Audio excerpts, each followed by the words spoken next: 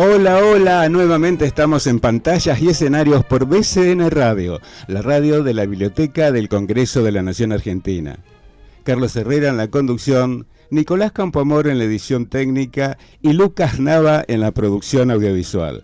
Hoy netamente un programa totalmente teatral, así que vamos a hablar de dos obras y vamos a empezar viendo unas fotografías y ya después hablamos con la primera invitada. Vemos la foto 1, impactante. Ahora la foto 2 y vemos una tercera. Y nuestra invitada de hoy, Ana Llovino, ¿cómo estás? Hola Carlos, gracias por la invitación. Súper contenta de estar acá. Nos vas a contar entonces esas fotografías que vimos, sí, en las que estás vos, en las que estás actuando. ¿En qué obra es? Es Antígona, en versión de José Watanabe, que la estamos haciendo hace 17 años ya en el querido Teatro Celsit, dirigido el teatro por Carlos Gianni, y la obra también es una dirección del maestro Carlos Gianni, y es una obra que queremos un montón porque nos pasó tantas cosas y nos siguen pasando tantas cosas hermosas. Hemos viajado a México, a muchos lugares de este país, y cada función, el encuentro con el público es muy conmovedora, y Antígona se fue resignificando en estos 17 años con las temáticas de la actualidad que nos tocaban atravesar, así que estoy muy, muy feliz de poder seguir haciéndola. Es casi como que crecí con ella, de alguna manera. Creciste con ella, pero ¿cómo comenzó este proyecto? Y el proyecto lo acercó, o sea, Carlos Gianni es un gran investigador de todo las obras latinoamericanas. El Celsit es un centro de investigación de teatro de Latinoamérica. Y él tuvo noticias que un grupo, Yuyacani, un grupo de Perú, que viene de la línea de Eugenio Barba, del teatro antropológico, estaban haciendo una versión para una sola actriz de Antígona. Y el clásico de los clásicos. De Sófocles, claro. Y entonces le pidió a Miguel Rubio, que es el director del grupo Yuyacani, la versión, y se la acercó, y él quedó enamorado, porque realmente la versión tiene el lenguaje de Sófocles, pero en versión de un gran poeta peruano, que es José Watanabe. Entonces es de una belleza poética inmensa. De hecho son poemas. Watanabe escribió 20 y pico de poemas para Antígona, y entonces Carlos dice que no se sentía completo hasta no poder montar ese espectáculo. Lo empezó, creo que con otra actriz, y bueno, el destino quiso que finalmente llegara a mis manos con la propuesta de Carlos. Yo ya había hecho una versión de Antígona, la de Anuil. Le dije, mirá que yo ya hice Antígona, sí, pero léela porque vas a ver que es diferente, que léela. Y la leí, y en ese mismo momento que hice así, final de la obra, llamé a Carlos y le dije, sí, total, porque era un desafío totalmente diferente, era hacer todos los personajes, es un unipersonal. Un unipersonal, sí.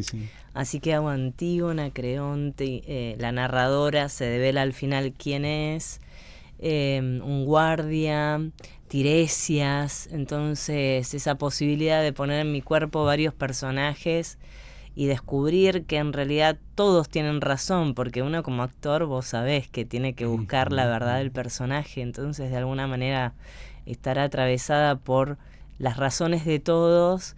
Creo que es un signo también de la obra, ¿no? Todos los personajes que nos habitan, qué voces elegimos dentro nuestro que tienen más representatividad también, porque pudiendo entender las razones de todos, por supuesto que la razón de Creonte, que es castigar al cuerpo de Polinices y no darle enterramiento, y castigar a quien se anime a darle enterramiento, que Antígona es la hermana de Polinices y lo hace con la muerte, y además la tortura antes de la muerte, bueno, es un personaje que, claro, tiene que tener un orden después de una guerra, poner todo en orden y de alguna manera, al pueblo lo tiene sumiso con el miedo, ¿no? Ese orden establecido por el miedo. Entonces yo, para componer ese personaje, tuve también que entender su razón, pero por supuesto que al ver la obra sé de qué lado estoy, que es del lado de Antígona, claro, que dice: yo he nacido para amar, no para compartir odios, ¿no? Y hay algo de eso que me trae muy a la actualidad, que nos trae muy a la actualidad, y que me parece que es como una bandera. Y también has tenido que ir comprendiendo las razones que justificaban las posiciones de los otros personajes que componés. Sí, claro. Sí, Tiresias. Es muy divertido hacer Tiresias porque Tiresias es el vidente que, siendo ciego, ve el futuro y le anuncia a Creón, es un oráculo. Si vos seguís por este camino, cosas muy terribles te van a pasar, no solo al pueblo, sino a vos también, ¿no? Y ese descubrimiento de cómo era ser un personaje ciego y quizás de una edad avanzada, pero no llevarlo a un estereotipo, fue toda una aventura. No nos salía, ¿viste? No, como que los otros personajes iban saliendo más fluidamente, y una vez Carlos soñó a Tiresias, que era un sapo dado vuelta que hablaba. ¿Lo soñó? Lo soñó, porque era una dificultad que teníamos. Lo que sabíamos era que los personajes no tenían que ser como caracterizados desde un lugar físico como muy delineado, sino que las energías cambiaban. Entonces, cuando hablábamos de Tiresias, decíamos: lo que no puede pasar es que sea un viejito todo así, hacerme la ciega. Alejarte del estereotipo, quizás. Claro, de lo primero que se te ocurre, no hacerlo, porque no es un texto con tanta poesía que nosotros también teníamos que estar a un nivel del texto, porque si no lo achatás, ¿no? Y lo describís. Y bueno, era el único personaje que no sabíamos. Y Carlos soñó ese sapo dado vuelta que anunciaba el futuro, y me hizo poner el cuerpo de una manera que, cuando vengan a ver a Antígona, que quedan solo 2 funciones, es muy extraño, ¿no? Los brazos para arriba, el torso para abajo, mi pelo sobre la sobre la cara, o sea, no se me ve el rostro, no se entiende bien qué es.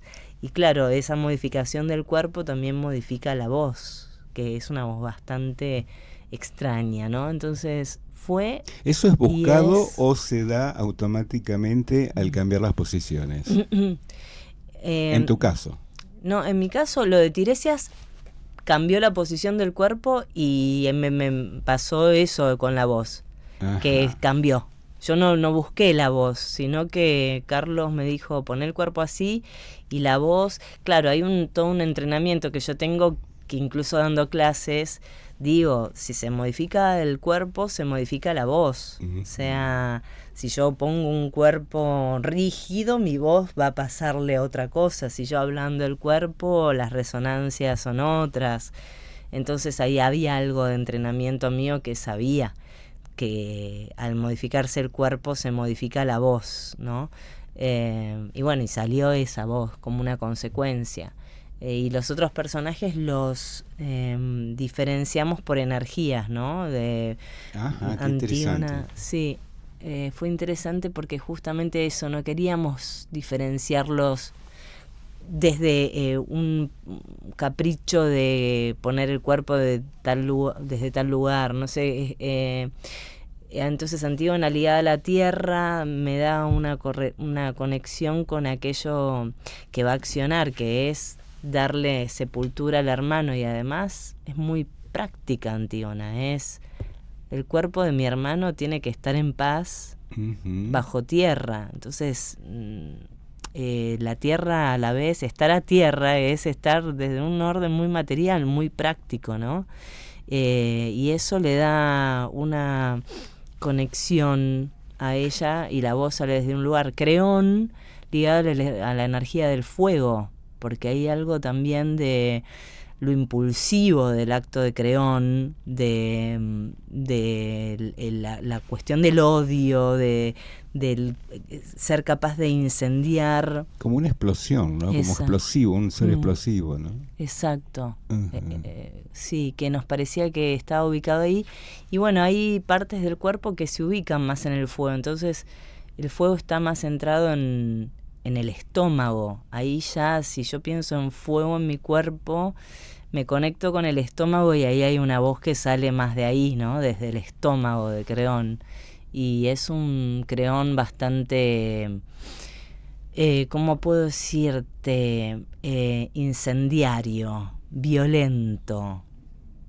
Ya decir que alguien va a ser castigado con la muerte y antes de y se va a morir en una montaña, en la cueva, sola, sin agua, sin comida, sin nada, y se va a morir de a poco, es un acto de tortura, ¿no? Sí. Que por supuesto el grupo de Yuyakani le pidió esta versión a Watanabe, viendo a las madres buscando en las fosas comunes de Sendero Luminoso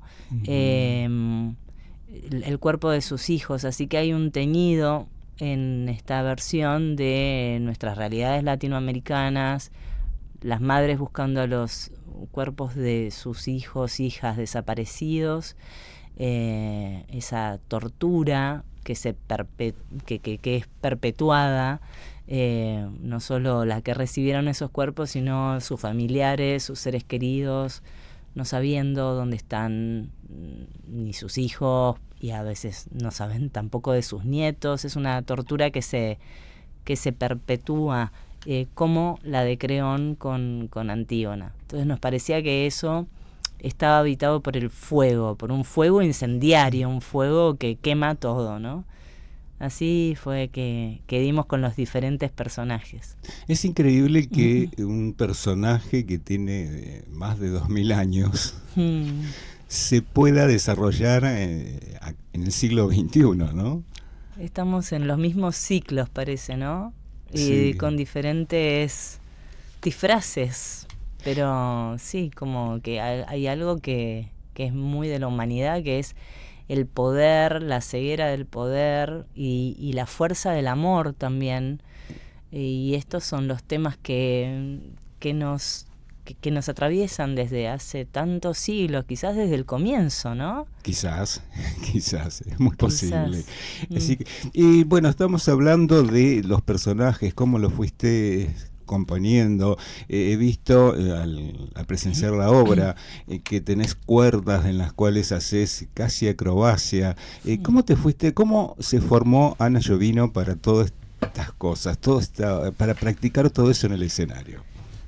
Yo me formé casi sin querer, porque cuando era muy chiquita, a los 3 años, mis papás me llevaban al teatro, y tuve la suerte de que me llevaran a ver además obras muy buenas. Me llevaban al San Martín, entonces vi, qué sé yo, al grupo de titiriteros de Ariel Bufano, el grupo que todavía está en el San Martín, ¿no? Viendo el Circo Criollo, esas obras emblemáticas. Entonces yo lo que sabía era que yo quería estar con esa gente, que percibía que era gente grande que se estaba divirtiendo un montón. Casi que me acuerdo de mi cuerpo saliendo de la butaca y queriendo estar ahí, ¿viste? Y a veces lograba que, qué sé yo, me lleven al escenario y ver títeres. Entonces mis padres, mi madre y mi padre, por suerte, vieron ese interés. Y desde los 6 años ya me dijeron, ¿querés ir a hacer teatro? Bueno, entonces también tuve la suerte de tener muy buenos maestros. Cristina O'Connor era una maestra formada con Raúl Serrano, y la primera vez que hice teatro fue en la Asociación Argentina de Actores. Se daban talleres y con ella, que nos decía a chicos muy chiquitos, bueno, que era un conflicto, que el teatro existía si había un conflicto, que el conflicto podía ser con uno mismo, con el entorno, con el partener, y a través de juegos, improvisaciones, actuar canciones, yo me conecté con el teatro, que era mi lugar feliz de la infancia, o sea, bien diferenciado de lo que era la escuela, que para mí era una tortura y no quería estar ahí y quería irme, y esperaba ese día de la semana, que era creo que los sábados, donde yo jugaba y me sentía, creo, como pez en el agua, diferenciada de otras sensaciones que tenía en la vida, que era no entenderla mucho, no estar muy a gusto. Es una sensación de muy pequeña, por eso digo que hay algo que es, no sé si elegí ser actriz, pero y a la vez todas esas herramientas que Cristina nos daba, que era el juego, que era la conexión con el otro, que era decirte, bueno, es el otro tu sostén en la escena, así a pibitos, ¿no? Fue lo que creo que me sigue acompañando hoy. Después hice, claro, muchas cosas. Hice expresión corporal con Cristina Stockoe, también de muy adolescente. Stockoe tenía su sistema muy particular. Sí. Yo no trabajé con ella porque ella ya no daba clases, sino con su hija, Leslie. Sí. Y sí, era alucinante. Todas las consignas que daba eran alucinantes. Eran muy prácticas y ponían al cuerpo inmediatamente en una situación poética, pero de un orden muy práctico, ¿no? Alivianando, qué sé yo, un brazo, qué sé yo, no sé, me acuerdo de una consigna que nos había dado que era, a ver, están todos en la luna, sin fuerza de gravedad. Entonces, lo que en general, lo que operábamos ahí era como, bueno, hacer que flotábamos. Y en realidad ella nos decía, pero tienen que estar más arraigados que nunca, porque para que ese cuerpo flote no puede estar como así, ¿no? Es como, denle peso a los pies. Entonces también era muy específica y habría una poética espectacular. Después eso yo lo hacía a escondidas porque estaba muy mal visto por mi grupo de amigos de adolescentes ir a hacer esas cosas. Yo decía que iba al gimnasio y a escondidas iba a expresión corporal. Y casi que en un extrañamiento de qué es el teatro y qué sé yo, nada, lo dejé en mi adolescencia y me fui a estudiar recreación. Soy docente de recreación y ahí, como también por casualidad, había diferentes talleres y uno de ellos era teatro y me reconecté con el teatro y acompañé a una compañera de ahí de recreación a inscribirse ella en el Teatro IFT, que estaba muy buena esa escuela, y yo de paso me anoté. Y ahí ya tenía 17 años. De paso, como, bueno, yo también me anoto, qué sé yo, está bien. Pero ahí me volví a reconectar con esa sensación de sentir que era de ahí yo, que los códigos que se establecían los podía entender y me hacían mucho más feliz la vida, como un territorio en el que uno llega y dice, sí, entiendo, soy de acá. Y entonces a partir de eso empecé después a estudiar técnica vocal, daba Carlos de Martino en el IFT, Eduardo Pavlik era el profe, el que dirigía toda la carrera, que eran 3 años y tenías técnica vocal, expresión corporal, actuación. Después mi profe de expresión corporal era Héctor Vicon, un ser maravilloso, y fue muy lindo porque en el Teatro IFT no iba gente que quería ser actor o actriz. Algunos sí, yo en ese momento no nombraba. Para mí era ser actor, era ser o actriz, era ser astronauta. Era como un lugar que no... Otro planeta. Sí, como que no me planteaba puedo ser actriz. Solo me gustaba lo que se daba ahí. Y bueno, y eso. Pero...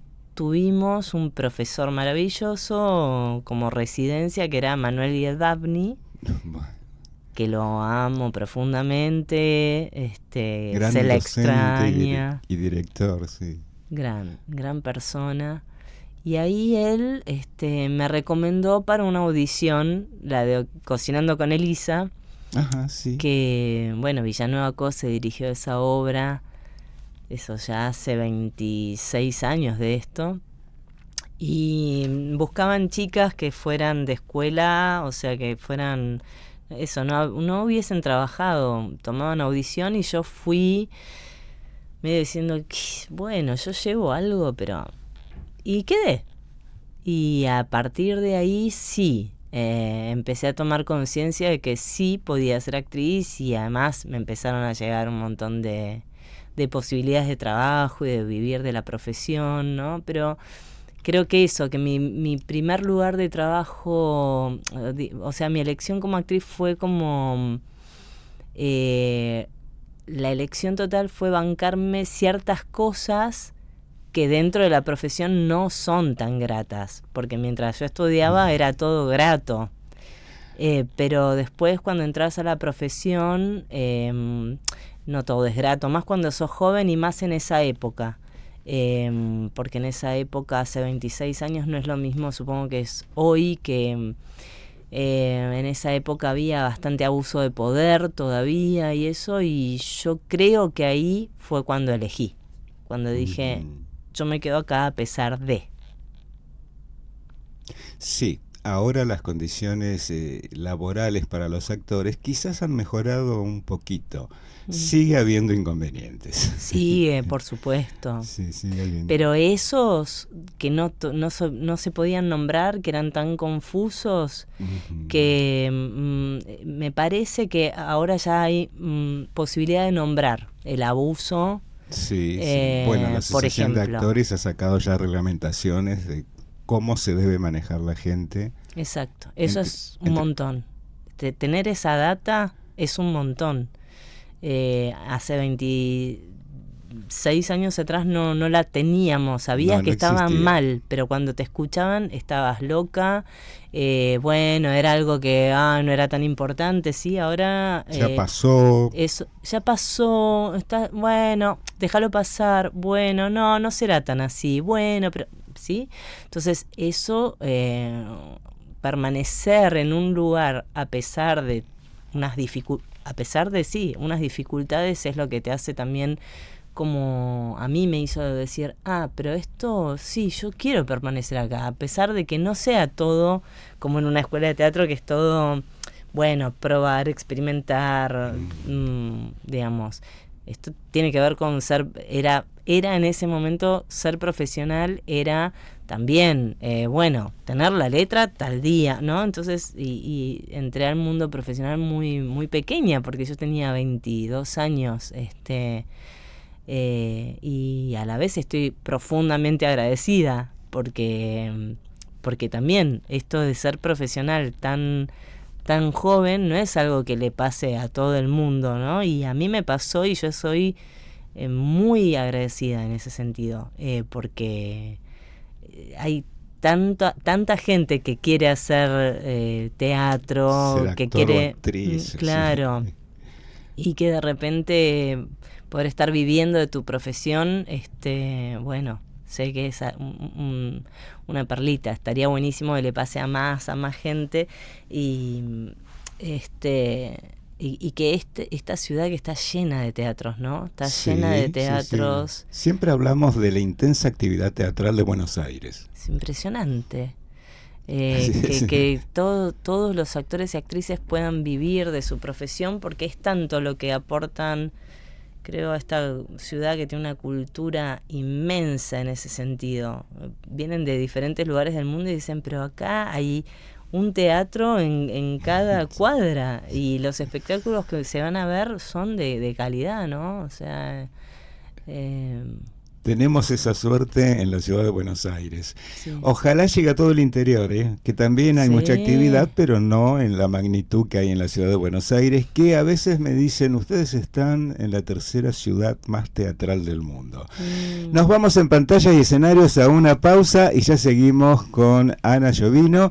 Y teníamos otro invitado para hoy, Luciano Cáceres, que no puede venir porque lo están reteniendo en un canal donde está grabando. Y bueno, nos dijo que después de la tanda se comunica con nosotros.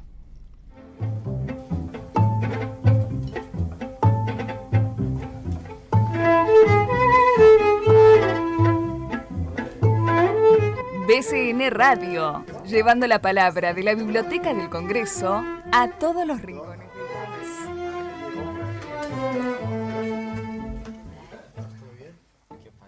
La Biblioteca del Congreso de la Nación, a través del Área de Estudios y Archivos Especiales, promueve la incorporación a su acervo de fondos documentales provenientes de personas físicas o instituciones que han generado y acumulado documentos que pueden resultar muy valiosos para la investigación, especialmente de la historia política de nuestro país. En este sentido, la biblioteca ha recibido diversos archivos personales, los cuales son conservados y procesados para el acceso de investigadores y usuarios interesados. Por consultas, enviar un correo electrónico a la dirección archivos.especiales@bcn.gov.ar.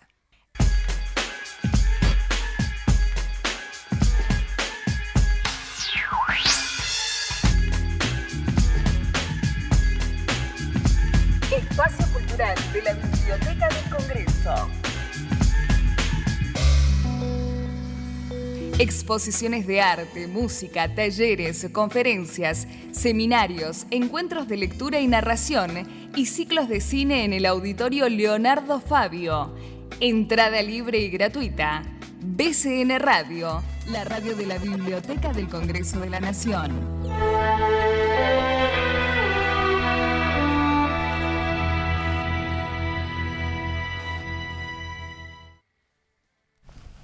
Bueno, y seguimos en Pantallas y Escenarios por BCN Radio, la radio de la Biblioteca del Congreso de la Nación Argentina. Les adelanté que teníamos un invitado que, bueno, Luciano Cáceres, está retenido en un canal de televisión con una grabación que se demora y se demora, pero él quería comunicarse con nosotros y hablarnos sobre la obra que está representando en este momento. En lo que acá hablábamos con Ana Llovino sobre la intensa actividad de Buenos Aires, él también está en el teatro y esto fue lo que nos dijo. Carlos, ¿cómo estás, querido? Bueno, gracias por este espacio en Pantallas y Escenarios. Bueno, aprovecho este espacio que me das para invitarlos a ver Muerde de Francisco Lumberman, viernes a las 20:30 y sábados a las 19 horas en el Teatro Moscú. Agregamos una función el viernes 24 a las 22:15, una obra muy intensa, mi primer monólogo, así que Carlos y toda tu gente invitadísimos. Entradas por Alternativa Teatral. Un abrazo y gracias por siempre.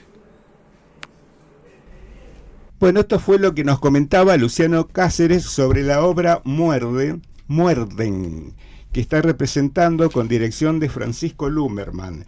Esta obra recibió el segundo premio del Fondo Nacional de las Artes en 2015 y fue representada en Perú y ahora en Buenos Aires. ¿Qué les puedo decir de esta obra? Es otro unipersonal. Mira, hoy tenemos un día de unipersonales. Es un thriller unipersonal que mantiene la expectativa del espectador en saber qué es lo que ocurrió en un aserradero en el que René, el personaje, despierta manchado de sangre. Con sus recuerdos tratará de dilucidar qué es lo que sucedió y sobre todo, cuándo fue que pasó. Esto se está dando en el Teatro Moscú Teatro, en el barrio de Villa Crespo, también los sábados, que fue lo que nos contó Luciano Cáceres. Y seguimos con nuestra invitada, vamos a seguir hablando de Antígona con Ana Llovino. Y bueno, estuvimos hablando de Antígona, estuvimos hablando de la intensa actividad teatral de Buenos Aires, de tu formación, y bueno, vos comentaste, así como al pasar, que quedan 2 funciones de Antígona. Sí. ¿Y después de Antígona? Después de Antígona viene Malinche, La Malinche, de Cristina Escofet en el Teatro Cervantes. La dirige Andrés Basalo y es una gran obra, una gran obra.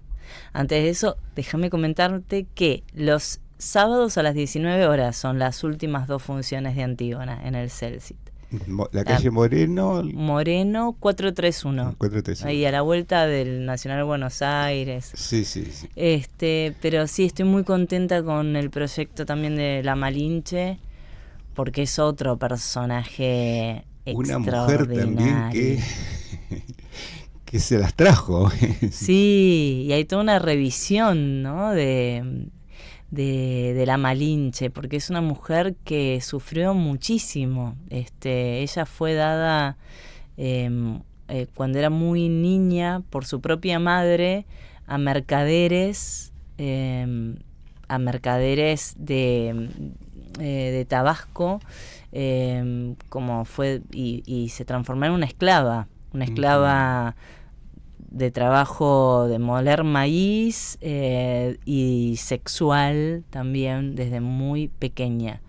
Entonces, de ser la princesa de Painala, como a la madre no le convenía que ella tuviese un rango de nobleza, sino que como tuvo otro hijo, le convenía que el hijo fuese el cacique, a ella la desterró. Y una mujer muy inteligente, con una potencia impresionante, que pudo, a través de los diferentes idiomas, ¿no? Del náhuatl pasó al maya, y ahí es cuando Cortés viene a invadir, y ella se transforma en la traductora. Entonces traduce... Primero es la traductora. Claro, sí, traduce el náhuatl al maya, y Aguilar lo hace del maya al español, hasta que ella va aprendiendo también el español y va tomando poder, ¿no? La historia dice que tenía mucha facilidad para los idiomas. Sí, muchísima, sí, una mujer muy inteligente. Por eso y que muy me digas resiliente. Que me digas que comienza como la traductora es Su como poder, el camino, ¿no? El poder que ella tenía. Sí, comunicarse, ¿no? A pesar de que la habían matado tanto, porque imagínate, de pasar de una mano a otra como esclava sin siquiera haber menstruado, era una violación tras otra, muy común lo que se hacía con las chiquitas, ¿no? Se las daban a mercaderes, y bueno, y las usaban para todo tipo de trabajo, también el sexual.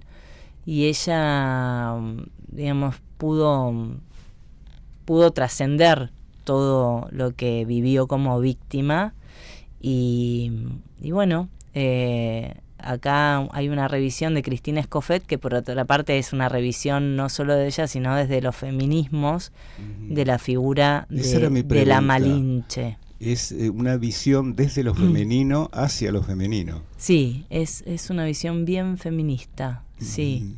Porque hay una conquista del territorio, hay una conquista de los cuerpos, hay una conquista de los cuerpos de las mujeres, de la opresión que sufren las mujeres aún hoy en día, que bueno, es lo que se revisa, ¿no? La Malinche no es una traidora, la Malinche es una víctima y es una superviviente de lo que le tocó, ¿no? Entonces hay una revisión también de lo que es la astucia en una mujer, es vista como algo degradado, mientras que por un hombre ser astuto es ser inteligente. Entonces, ¿cómo es que algunas posibilidades para algún género es ser inteligente y para el otro es ser traidor, ¿no?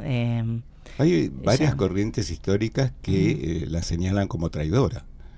Sí, es que en general la mirada de lo que es el malinchismo es la figura del traidor, pero hay una revisión de cómo esa vida llegó a de alguna manera poder jugar para que su pueblo sea conquistado. Su pueblo tampoco era ya su pueblo, ese pueblo es también el que la dio como esclava, ¿no?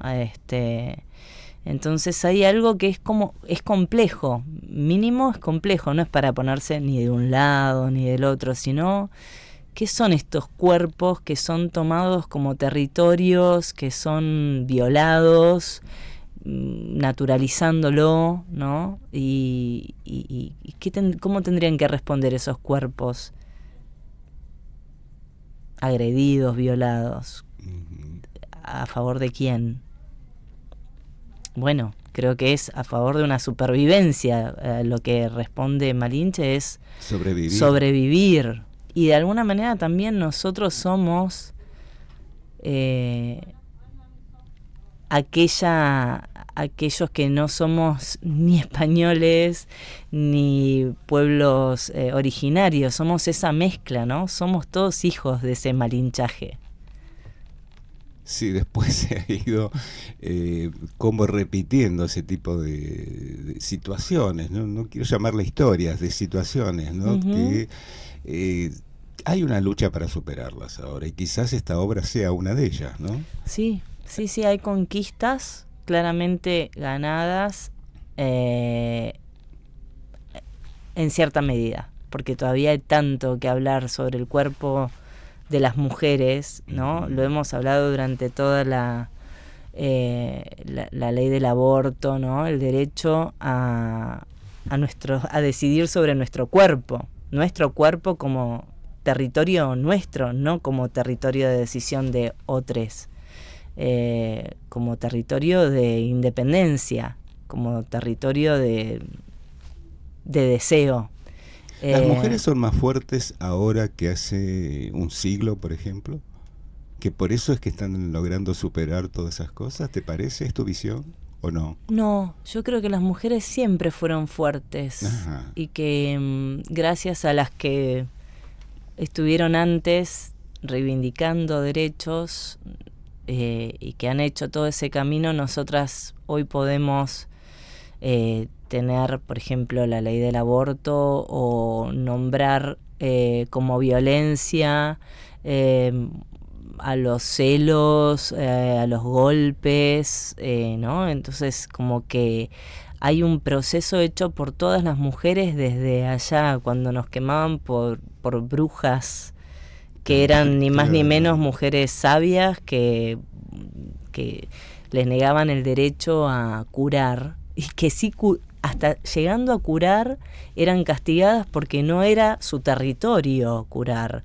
¿Y cómo te animás a hacer algo que no es tuyo? A la hoguera. Entonces somos un proceso, las de hoy, que todavía no tenemos todos los derechos que la igualdad exigiría.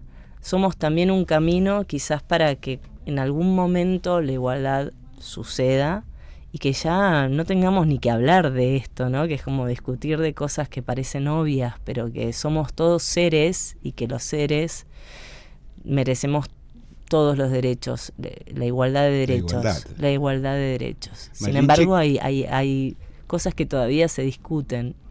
Y somos un proceso, y creo que hay que agradecerle muchísimo a aquellas que vinieron antes, que nos enseñaron y que abrieron caminos. ¿Cómo llegaste a esta obra, Malinche?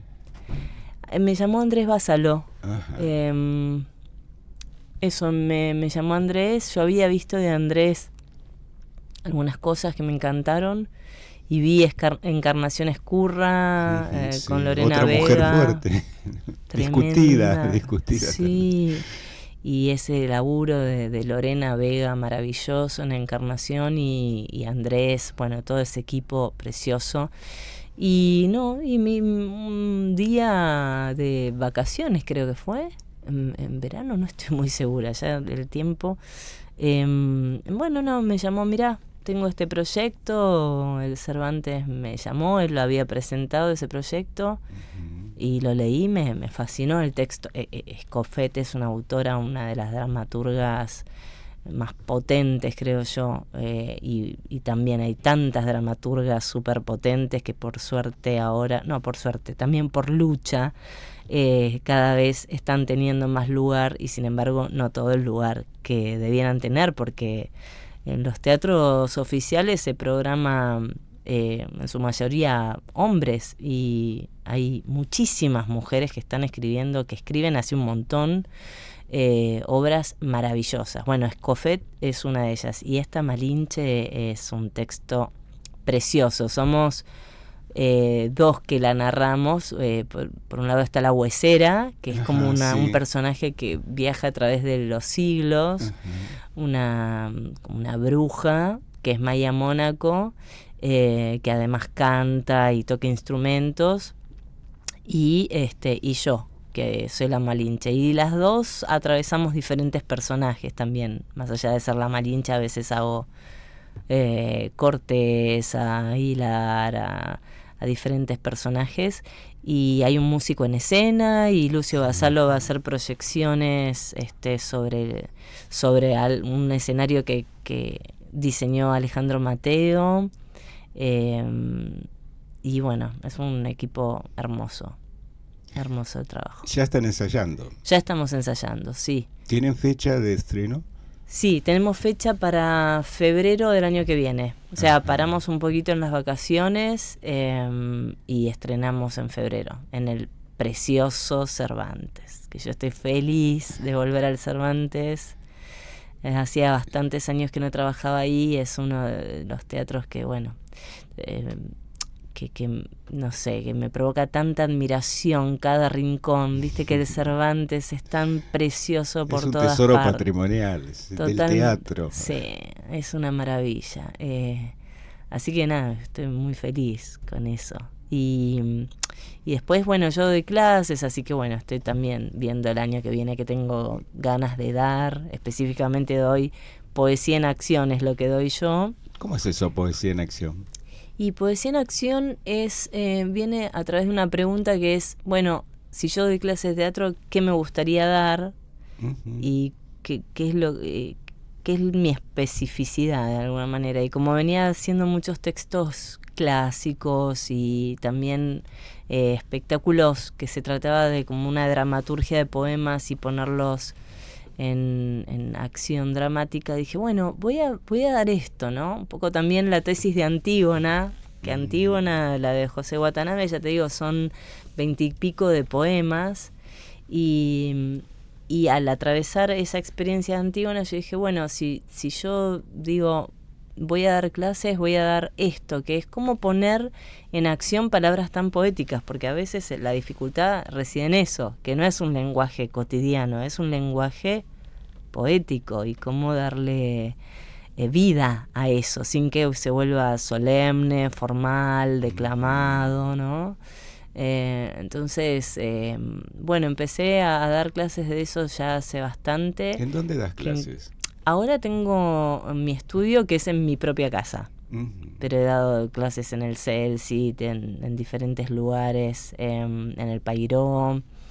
Ahora estoy dando en mi casa, y estamos hoy con mis alumnos tenemos clase y estamos haciendo un montaje que son todos poemas relacionados a la contemplación de la naturaleza y a la destrucción que estamos haciendo los humanos de ella.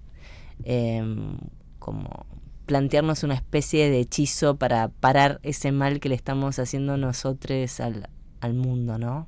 Y mirarlo más. ¿Estamos destruyendo o transformando el planeta? Me parece que hay una parte de la humanidad que está transformando para bien, y hay otra parte que lo está destruyendo. O sea, el calentamiento global, las aguas, las crecidas, las sequías, el envenenamiento de los ríos. Esto es algo que estamos haciendo nosotros y lo estamos destruyendo. Estamos destruyendo especies. Sí, yo creo que hay una gran parte que tiene que ver con la riqueza, poco llevando lo de la Malinche, ¿no? Sí. Que dicen, matan por el oro, someten por el oro. Esto es un texto de Escofet hablando de aquella conquista, y creo que todavía siguen sometiendo por el oro y matando por el oro. Diferentes tipos de oro, pero es por lo que se lucha, ¿no? Exacto. Así que, ¿cómo se puede comunicar a alguien que quiere tomar esos cursos con vos? Bueno, a través de mi Instagram es Jovino Ana. Ajá, Jovino Ana. Jovino Ana, también tengo un Facebook. Yo cuando doy un curso lo publico por ahí. Supongo que empezaremos las clases en mediados de febrero, quizás marzo. ¿Qué frecuencia tienen esos cursos? ¿Semanales? Sí, tienen frecuencia semanal. Trato de hacer talleres cortos, hacer talleres de 3 meses, que a la vez quienes tengan ganas de tomar un año de clases, esté, digamos, esa posibilidad de sumar de 3 en 3. Y yo lo pienso como un proceso, porque este año, por ejemplo, empecé Poesía en Acción como para dar herramientas para gente que no había transitado nunca los talleres, y terminamos un taller de 3 meses que es taller montaje, que algunos alumnos que vienen desde marzo se fueron quedando, entonces es un proceso, entender herramientas y terminarlo con un montaje. ¿Y las poesías las elige quien toma el curso o las elegís vos? Exacto, sí, porque a veces me dicen, elegime una poesía, decime por dónde. Yo puedo decir por dónde si realmente no tienen muchas ganas de leer, pero a la vez yo les digo, no, hay un ejercicio que es conectarse con el deseo, hay un ejercicio que es conectarse con la lectura, justamente, de leer y leer y leer y sentir cuando un texto decís, ay, me iluminó, necesito ponérmelo en la boca, que si yo se los doy facilitado, es como que se pierde en un proceso que para mí es precioso, que es esa búsqueda. Entonces, cuando vienen y me dicen, ¿no me das algo para...? Digo, el proceso es ese, es... Lee, te puedo decir, sí, anda por este poeta, por la otra, pero ponete en ese desafío de leer. ¿Los ejercicios son leídos o se memorizan? Las letras, las poesías. No, las poesías en realidad siempre empezamos por el cuerpo. Por eso también son diferentes etapas. Para mí existe un cuerpo poético que tiene mucho que ver con lo que te contaba antes de Antígona, ¿no? Sí, algo me contabas ya de expresar con el cuerpo, ¿no? Exacto. Por ejemplo, decir, bueno, ¿dónde está el fuego, ¿no? En el cuerpo. Entonces, ver si uno puede conectarse con que somos agua, por ejemplo, que es una realidad física. Somos agua. Tenemos... Sí. Creo que somos 70% o más de, sí, ¿no? Así, de agua, sí. Y conectarse con ese agua y de repente pasearla por el espacio como si fuese un agua de laguna y de repente tratar de hacer oleaje con ese agua y de repente transformarlo en un maremoto y que de ahí salga una voz. Y entonces después ese poema, echarlo a correr en esa fisicalidad, ¿no? Y en esa voz, que de repente es una laguna, que de repente se pone ahí como oleaje, de repente es un mar, y uno está ahí adentro de ese mar, y uno es ese mar. Entonces, de alguna manera, como sintéticamente, eso, es como que la respuesta es siempre para mí el cuerpo. ¿Has encontrado algún lugar del cuerpo donde resida el mal? ¿El mal? Sí. Muy filosófica la pregunta porque sería sí. ¿Qué es el mal? ¿Qué es el mal? Habría que empezar por ahí. Pero justamente estamos hablando de toda la parte física, entonces sí. Dejamos la filosofía y nos vamos a lo físico. ¿Hay alguna parte del cuerpo donde vos hayas captado que puede centralizarse o ubicarse el mal? Como para trabajarlo de pronto. Nunca lo había pensado. Si un actor tiene que hacer de malo.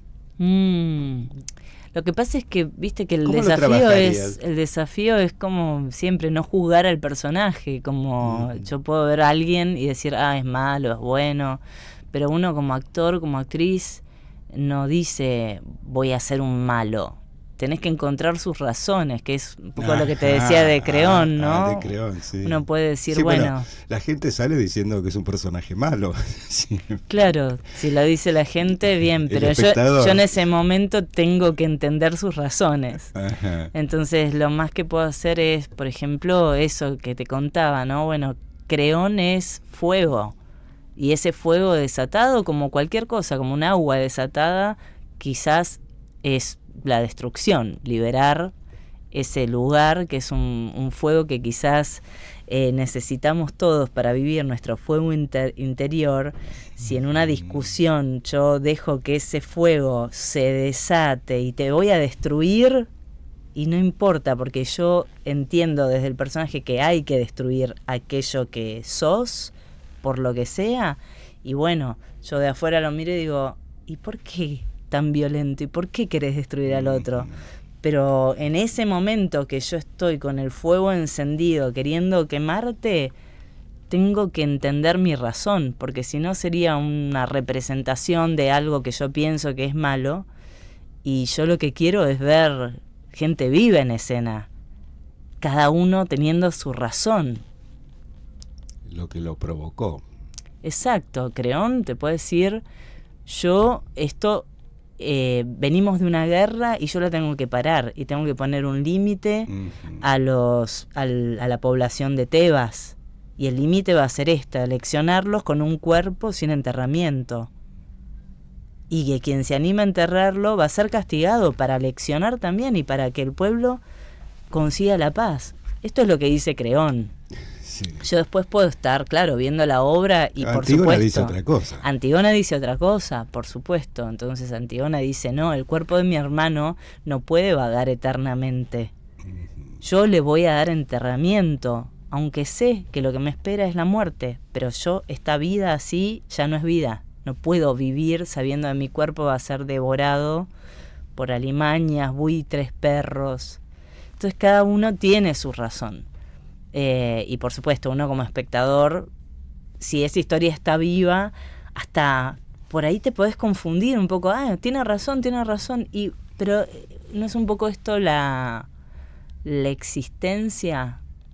Cada ser con sus motivos, tratando de vivir lo mejor posible, y uno a veces no entiende los motivos del otro, ¿no? Decís, pero ¿cómo vas a votar a tal?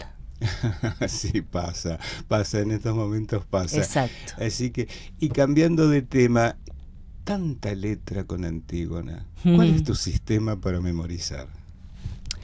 Yo me doy cuenta que no tengo dificultades para eso. Que bueno. Cuando una obra no está del todo bien escrita, me cuesta más memorizar, porque hay como algo... Pero cuando tenés la suerte de encontrarte con textos tan preciosos y tan bien escritos como el de Watanabe, tantos otros que he hecho, preciosos, ¿no?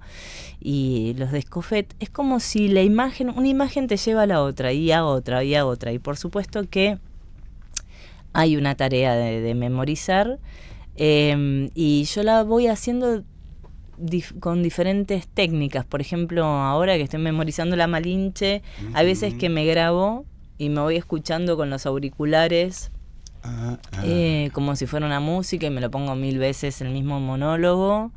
Pero cuando voy al ensayo y se marcan acciones, ahí me queda más fijo, porque ya sé que en esta acción va tal texto. Fijando con el movimiento. Sí, y otra cosa que me sirve es como ver todo como si fuera un cuadro que se va pintando, ¿viste? Entonces... lo vas completando. Claro, viene una imagen, la nombrás y viene otra, y vas viendo. Estás adentro de la situación viéndola. Y bueno, y me voy inventando diferentes cosas. Hay veces que yo digo, es horas culo, se llaman. Horas que estás ahí con tu texto, tiquitic, repitiendo. No es la parte más agradable quizás de un proceso de creatividad, porque es verdad, es una tarea. Pero a la vez sé que si yo no tengo la letra sabida, es como si te limitaras la libertad de creación. Entonces es como algo que hay que hacerlo. Hay que hacerlo. Sí. Como han hecho 17 temporadas de Antígona, ya quedan 2 funciones. Contanos dónde van a ser las 2 funciones, el horario, cuándo pueden los oyentes ir a verlo. Es los sábados a las 19 horas en el Teatro Celsit, que está en Moreno, 431, ahí nomás de la Casa Rosada, 3 cuadras. Queda este sábado y el que viene. Posiblemente haya una temporada 18. Y me parece que puede ser, sí. Bueno, tenemos ganas, claro, siempre. Es un gusto hacer esta obra. Sí, mínimo hasta los 20 años yo quiero llegar, ¿no? O sea, bueno, 20 años de Antígona, después vemos, pero sí, es una obra que la tomo como una meditación también, es como si me fuese acompañando, nos fuese acompañando a todo el equipo, ¿no? Y nos permitiese reactualizarla y es una compañía para pensar tantos temas como los que acabamos de hablar. ¿Dónde se ubica uno con las diferentes situaciones? Del lado de Creón, de Antígona, vamos a jugar más a favor del amor que del odio. Siempre hay que jugar más a favor del amor. Ana Llovino, te agradezco mucho tu presencia en Pantallas y Escenarios y todo gracias. lo que hemos hablado, que nos has enseñado un montón. Bueno, Carlos, un placer estar acá. Hermoso hablar con vos. Y seguramente va a ser hasta pronto, ¿eh? Hasta pronto, ojalá. Gracias. Así que esto fue un nuevo podcast audiovisual de Pantallas y Escenarios. Estuvimos Carlos Herrera en la conducción, Nicolás Campamor en la operación técnica y Lucas Navas en la producción audiovisual, y vamos cerrando este programa con una foto de Antígona, de la obra Antígona que se está representando en el Teatro Celsit. Todo esto fue por BCN Radio, la radio de la Biblioteca del Congreso de la Nación Argentina.